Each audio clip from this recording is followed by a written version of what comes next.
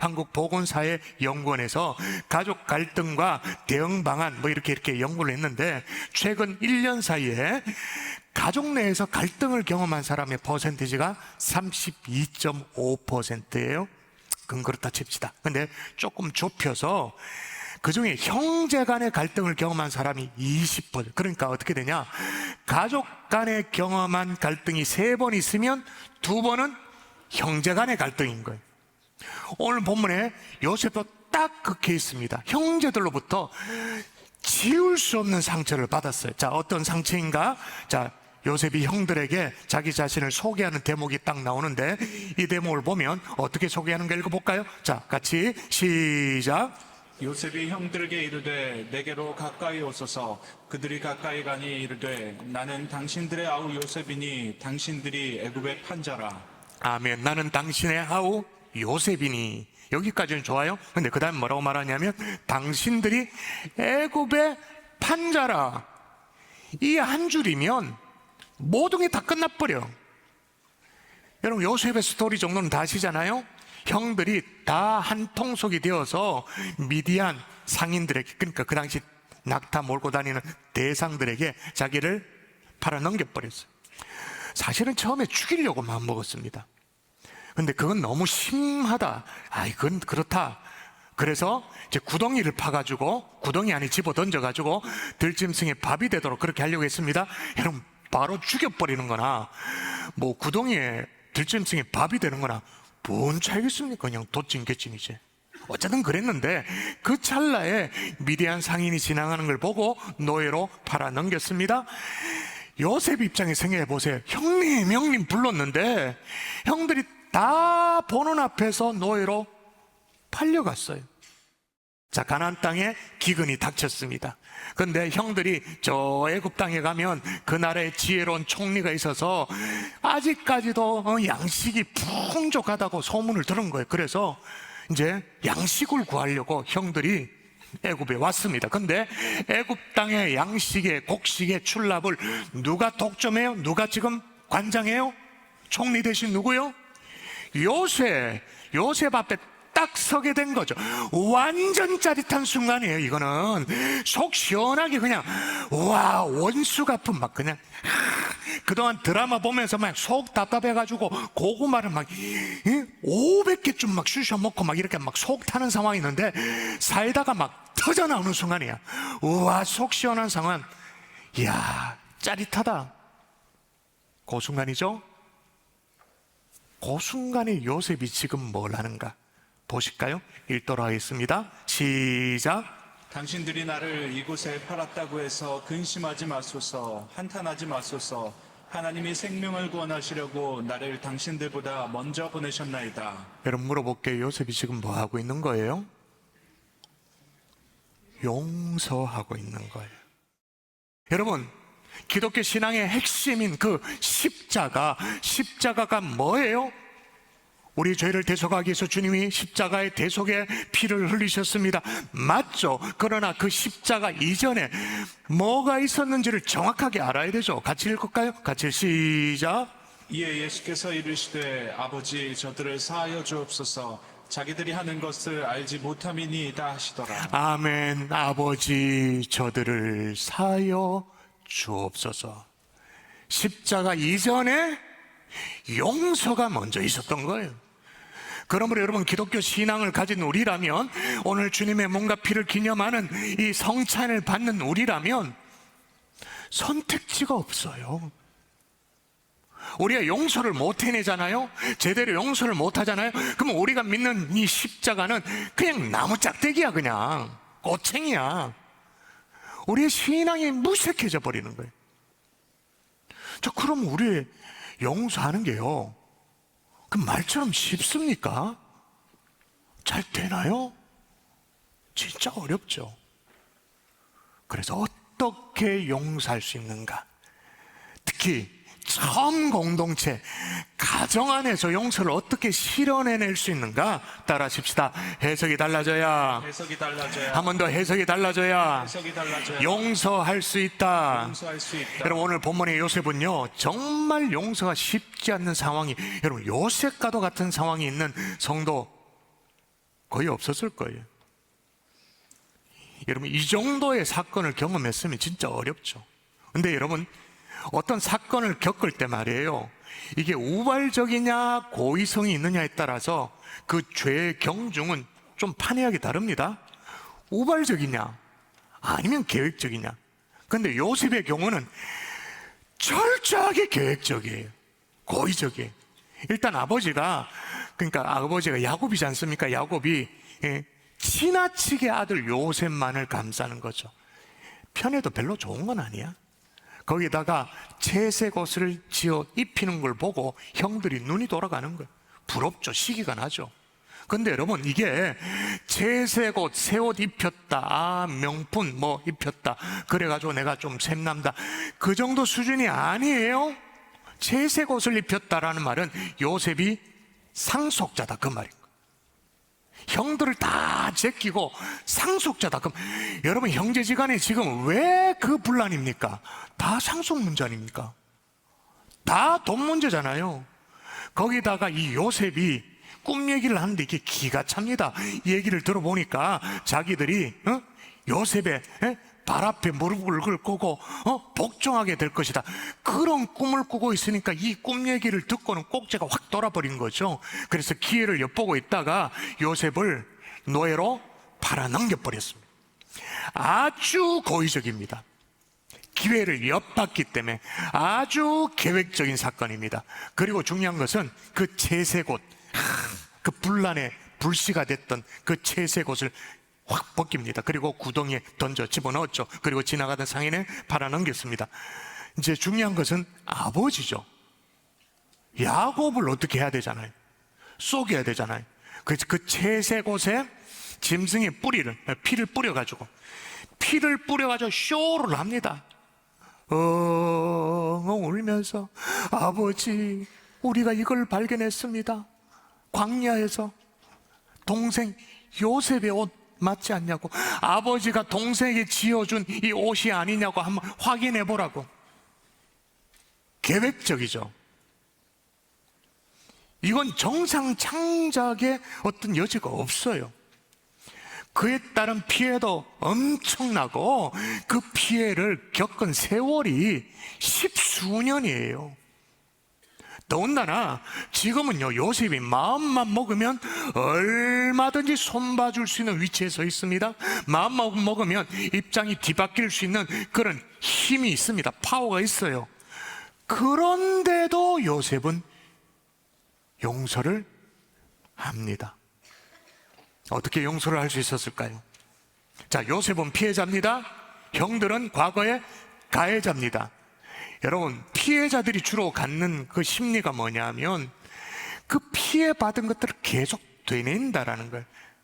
내가 얼마나 힘들었는지 아느냐, 내가 얼마나 참 험한 세월을 보낸 줄 아느냐, 그걸 계속 되뇌인다라는 거예요. 그런데 형들과 상번하는 장면을 살펴보면 요셉에게 피해자의 모습이 없어요. 내가 얼마나 힘들었는지 아십니까, 형님들? 그런 언급 자체가 일체에 없어. 그런 탄식이 없어. 자, 볼까요? 한번 읽어보십시다. 당신들이, 시작. 당신들이 나를 이곳에 팔았다고 해서 근심하지 마소서, 한탄하지 마소서. 하나님이 생명을 구원하시려고 나를 당신들보다 먼저 보내셨나이다. 아멘. 팔려졌다고 말은 하긴 합니다만은 중요한 것은 보내졌다, 그렇게 말합니다. 자기 인생에 대한 해석이 완전히 다른 거예요. 분명히 노예로 팔려 여기까지 오게 됐는데 요셉은 뭐라고 말하면, 형들은 나를 팔았지 모르지만 나는 보내졌다라고 말하는 거예요. 여러분 분명히 요셉은 형들로 인해 고통을 겪었습니다. 오랜 세월 힘들게 살았습니다. 억울하게 누명도 뒤집어 쓰고 감옥에도 가고 했습니다. 그런데 요셉은 이런 것들에 대한 언급이 일치 없는 거예요. 피해를 입은 사람은요, 당연히 자기가 당한 일에 내가 얼마나 힘들었는지 아느냐, 거기에 집중해. 그게 인지상정이에요. 그런데 요셉은 달랐어요. 자신이 겪은 일에 대한 해석이 달랐던 거예요. 이게 한 번이 아닙니다. 7절 또 볼까요? 읽어보도록 합니다. 시작. 하나님이 큰 구원으로 당신들의 생명을 보존하고 당신들의 후손을 세상에 두시려고 나를 당신들보다 먼저 보내셨다. 자, 나는 먼저 보내졌는데 누구에 의해서 보내졌다고 말하는지 보십시오. 누구에 의해서? 제일 앞에 하나님이. 그것도 그냥 보내진 것이 아니에요. 하나님이 생명을 구원하시려고 나를 당신들보다 먼저 보내셨나이다. 이게 무슨 얘기하는지 아시죠? 가나안 땅에 그 7년 대기근을 얘기하는 거잖아요. 그리고 자기 인생에 대한 해석이 완전 다른 상황, 하나님의 의도와 하나님의 목적을 꽉 붙들고 있는 거예요. 하나님의 의도와 하나님의 목적, 이걸 두 글자로 뭐라고 말합니까? 사명. 요셉이 한 맺힌 이 상처를 씻어낼 수 있었던 것은 자기 인생에 대한 해석이 달랐기 때문인 줄 믿습니다. 그래서 형들을 용서할 수 있었던 거죠. 여러분, 참 어렵겠지만, 참 안 되겠지만, 가족 간에 주고받은 상처 속에, 특히 형제들 간의 불화 속에 내 인생을 향한 여러분의 해석이 새로워질 수 있기를 주 예수 이름으로 축원합니다. 아멘. 하나님의 뜻, 하나님의 계획, 다시 말하면 나에게 주신 사명이 있을 수 있다. 그걸 붙들면서 여러분의 인생을 향한 해석이 달라질 수 있기를 주 예수 이름으로 한 번 더 축원합니다. 아멘. 자, 그럼 그게 어떻게 가능하나? 그 어려운 일이 어떻게 가능한가? 또 따라 할까요? 보는 것이 달라야 보는 것이 달라야 용서할 수 있다. 용서할 수 있다. 보는 것이 달라야 되는데 요셉은요, 보는 것이 진짜 달랐어요. 읽어보십시다. 다른지 안 다른지 보십시오. 자, 읽을까요? 시작. 그런즉 나를 이리로 보낸 이는 당신들이 아니요 하나님이시라. 그러니까 요셉은 단순히 형들의 악행만을 보지 않았어요. 그 너머에 하나님을 본 거죠. 장차 이제 가나안 땅에 찾아올 대기근을 대비하기 위해서 가족들이 살아야 되니까, 살리기 위해서 누군가는 먼저 애굽에 보내줘야 되는데, 그렇게 돼야 되는데 형들은 나에게 악감정으로 시기해가지고 그렇게 팔았을지 모르겠지만, 하나님은 하나님 나름대로 구원 계획을 가지고 나를 보내셨다라고 고백을 하는 거예요. 8절 마저 읽어볼까요? 같이 또 읽어볼까요? 하나님이 시작. 하나님이 나를 바로에게 아버지로 삼으시고 그 온 집의 주로 삼으시며 애굽 온 땅의 통치자로 삼으셨나이다. 아멘. 하나님이 그렇게 나를 보내서 어떻게 됐냐? 바로에게 아버지로 삼으셔. 나를 아버지, 또 그 집의 주로 삼으시고 애굽 온 땅의 통치자로 하나님이 그렇게 나를 삼으셨습니다. 지금 요셉이 계속 누구 얘기를 하는 거예요? 누구에게 시선이 있는 거예요? 누구의 계획에 관심이 있는 거예요? 하나님. 이 모든 상황이 누구로부터 시작되었다라고 고백하는 겁니까? 하나님으로부터. 여러분, 요셉이 이 모든 회한을 풀어내고 용서할 수 있었던 것은 보는 게 달랐기 때문인 거예요. 하나님의 뜻을 보았고 모든 악을 선으로 바꾸시는 하나님의 섭리를 바라보고 있었기 때문인 줄 믿습니다. 아멘. 그러니까 용서의 문제는 여러분의 마음의 투쟁이 아니에요.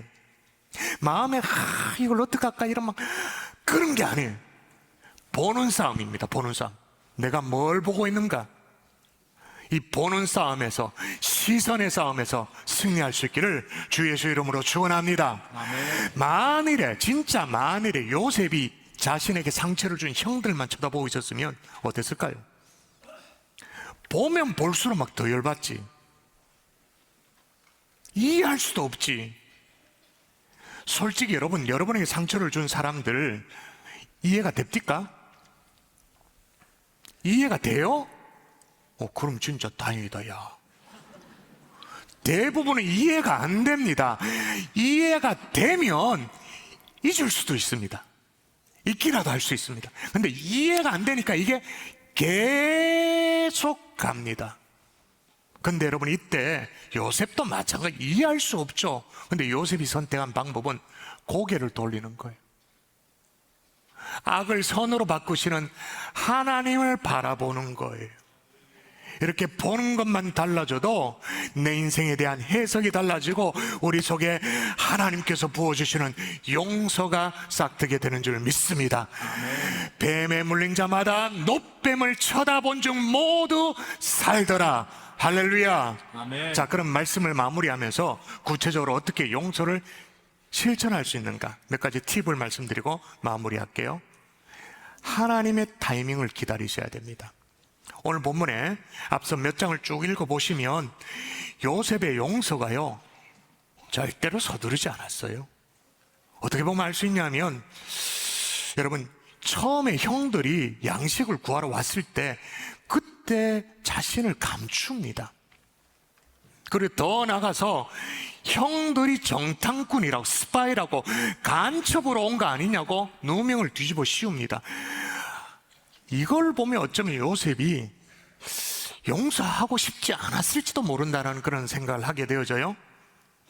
여러분, 당시에 요셉은 당장이라도 형들에게 복수할 수 있는 힘과 권력이 있고 그렇게 다 할 수 있고 굴복을 억지로도 시킬 수 있습니다만 어쨌든 간에 참고 기다립니다. 하나님의 타이밍을 기다려요. 그러다가 오늘 본문 1절, 그러니까 창세기 45장이죠 1절에 보면 드디어 요셉이 자신의 신분을 드러내거든요. 하나님의 타이밍이 딱 된 거예요. 자, 보세요. 한번 읽어볼까요? 요셉이 시작. 요셉이 시종하는 자들 앞에서 그 정을 억제하지 못하여 소리질러 모든 사람을 자기에게서 물러가라 하고 그 형제들에게 자기를 알리니, 예, 다 나가라. 다 싹 다 나가라. 그래서 형들과 자기만 딱 남았을 때 내가 누구인지를 밝힌 거예요. 용서가 시작되는데 요게 언제냐는 거예요. 요게 여러분, 앞서 어떤 일들이 있었냐면 형들이 가족 얘기를 하는데 동생 베냐민 얘기를 하는 거예요. 자기 친동생이잖아요. 형들은 배다른 형들이고, 그래서 요셉이 다시 올 때는, 다시 식량을 구하러 올 때는 베냐민을 꼭 데리고 와야 된다는 조건을 내걸었습니다. 막내 동생이 보고 싶어서 그렇게 했겠죠. 그래서 형들이 다시 가나안 땅에 가가지고 아버지 요셉을 막 설득을 합니다. 베냐민을 꼭 데리고 가야 되는데 쉽지 않았죠. 그렇더나 어쨌든 간에 데리고 왔어요. 식량을 얻었습니다. 다시 가나안 땅에 돌아갑니다. 돌아가는데 요셉이 또 은밀하게 베냐민 가방에, 그 주머니에, 자루에 자신의 은잔을 딱 감춰 놓습니다. 한참 가는데 따가닥 추격대가 와가지고는 누명을 뒤집어 씌워가지고 베냐민을 붙잡습니다. 베냐민이 뒤집어 쓴 그 누명을 자신이 대신 지겠다고 얘기를 하는 거예요. 그 내용이 오늘 본문이 45장인데 그 앞서 44장에 보면 한 장 전체가 그 내용입니다. 베냐민을 놓아주는 대신 자신이 대신 벌을 받겠다라는, 그렇게 할 수 있도록 해달라고 간청한 내용입니다. 대표적으로 한번 읽어볼까요? 같이 이제 시작. 이제 주의 종으로 그 아이를 대신하여 머물러 있어 내 주의 종이 되게 하시고 그 아이는 그의 형제들과 함께 올려보내소서. 예, 무슨 얘기냐면 내가 볼모로 붙들려 있을 테니까 막내 베냐민은 돌려보내서 지금 남아는 참 노인되어 있는 아버지 곁을 지킬 수 있도록 해달라고, 야곱의 곁을 지킬 수 있도록 그렇게 간청을 하는 거예요. 그런데 여러분, 유다가 어떤 형님이었어요? 모르시나요? 그 옛날에 다른 형제들은 다 요셉을 죽이자고 했을 때 앞장서서 말렸던 사람이 유다입니다. 우리 형제들 손에 왜 피를 묻힐 이유가 뭐냐고, 대신에 종으로 팔면 안 되겠냐고 살려주자고 한 그 장본인이에요. 요셉이 그걸 기억하고 있었던 거죠. 근데 그 형님이 또다시 자신을 희생하면서 이런 제안을 하는 거예요. 동생을 살리겠다고, 막내 동생을 살리겠다고. 그때 요셉이 막 북받쳐 오르는 거죠. 그동안 막 억눌러 놨던 그 마음들, 마음의 어떤 감정들, 형들에 대한 미움들이 막 터져 나옵니다. 막 터져 나오면서 생각됐던 게 뭐냐면, 야, 이 형님이 없었으면 나는 죽은 목숨이었네. 근데 그 형이 또 다른 동생을 살리겠다고 나서고 있네.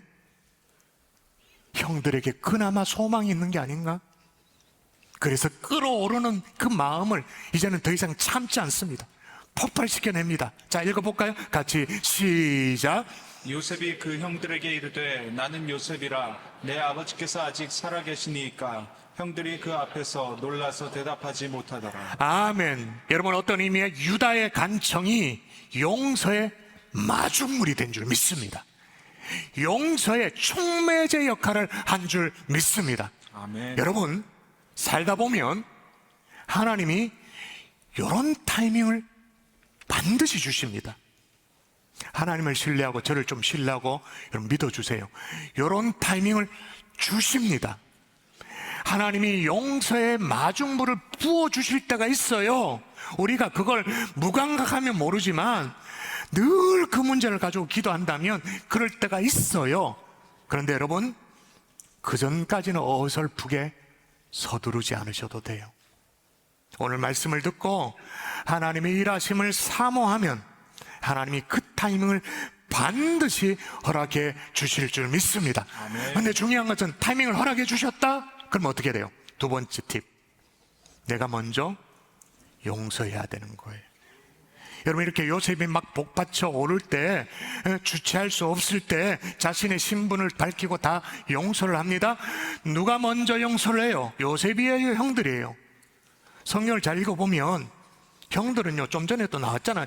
놀라서 대답도 못해요. 묵묵부답이에요. 형들은 놀라가지고 멍해.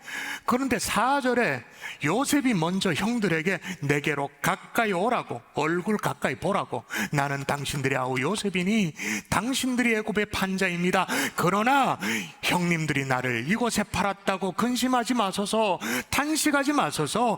하나님이 생명을 구원하시려고 나를 당신들보다 먼저 보내셨나이다. 형들은요, 사과 한마디가 지금 없는 상황이에요. 그럼 가만히 멍하게 있는 상황. 근데 요셉은 먼저 용서를 하는 거예요. 이게 한 번이 아니에요. 자, 오늘 본문은 45장인데 세월이 흘렀습니다. 세월이 많이 흘러서 요셉의 배려로 이제 야곱의 그 일가족 12아들들 다 해가지고 애굽 땅에 이제 이민을 왔죠. 그래서 고센 땅이란 땅을 잘 이렇게 해줘서 정착하며 살게 되었습니다. 그러다가 아버지 야곱이 말이에요, 나이 많으니까 세상을 떠났죠. 이때 형들이 벌벌벌벌 떠는 거예요. 아니, 적어도 용서받아야 될 사람이 제대로 와서 빌기라도 해야 될 거 아닙니까? 와서 진정성 있는 사과라도 해야, 그래야 용서를 할까. 속이 훤히 다 들여다 보이든 간에 아니든 간에 그래야 뭘 용서를 할 거 아닙니까? 이게 세상 사람들의 논리예요. 용서를 빌고 용서를 해주고, 빌고 해주고, 이걸 세상은 용서라고 정의를 하는데 성경은 그걸 용서라고 말하지 않아요. 거래라고 말하지. 용서를 빌고 용서를 해주고. 예수님은 어떻게 해요? 내 오른밤을 떼거든 왼밤을 돌려대라. 오리를 가고자 하거든 십리를 가주라. 7번씩 70번이라도 먼저 용서해주라. 먼저 용서하는 것, 그걸 성경은 용서라고 말하는 거예요. 자, 그러면 요셉은 먼저 용서합니까? 예, 합니다. 형들이 와서 요셉에게 하는 얘기가 무슨 진심 어린 회개라든지 반성 있는 얘기라, 그런 게 아니에요. 그저 불안하니까 고비를 우선 넘겨보자는 식으로 그렇게 왔어요. 요셉이 그걸 몰랐을까요? 다 알았죠. 다 알았기 때문에 요셉이 뭐라고 얘기하는가 한번 보세요. 같이 읽을까요? 시작.